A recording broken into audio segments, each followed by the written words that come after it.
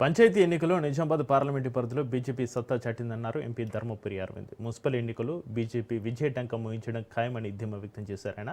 గ్రామ పంచాయతీ నిధుల కోసం సీఎం రేవంత్ రెడ్డి ఎక్కడికి వెళ్లాల్సిన పని లేదని, కేంద్రం నేరుగా పంచాయతీలకు నిధులు ఇస్తుందన్నారు. ఢిల్లీకి వెళ్లి సంచులు మోసుకొచ్చిన అనే బిల్డప్ అవసరం లేదన్నారు.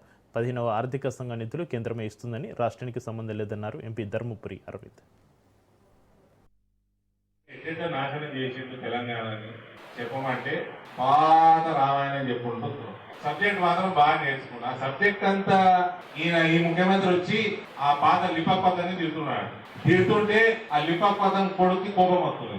వాడు బయటికి వెళ్తుండే అదే బయటికి వెళ్ళి ఎడమకాలు చెప్తూ పోతే రేవంత్ని ఆయనకు వచ్చే భాష ఆడు మాట్లాడు.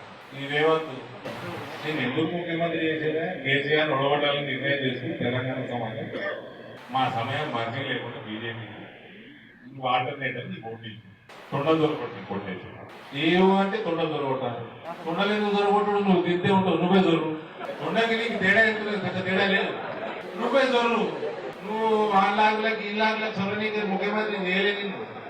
వాళ్ళని బొక్కలేద్దామని చేసేది ముఖ్యమంత్రి. వాళ్ళని బొక్కలేసేది లేదు. ప్యాకేజీలు మాట్లాడుతున్నావా?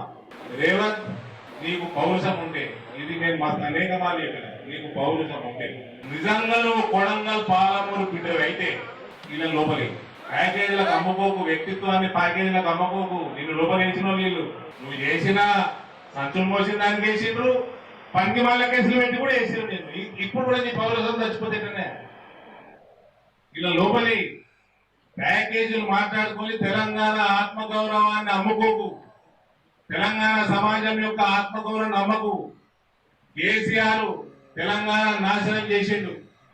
తెలంగాణలో ఉన్న ప్రతి ఒక్క ఎన్ఆర్ఐల కాడికెళ్ళి, రైతుల కాడికెళ్ళి, మహిళల కాడికెళ్ళి, యువత కాడికెళ్ళి అందరినీ నాశనం చేసిండు. అట్లాంటి నువ్వు ఇచ్చిపెట్టినవా? అటువంటి కుటుంబాన్ని నువ్వు ఇచ్చిపెట్టినవా?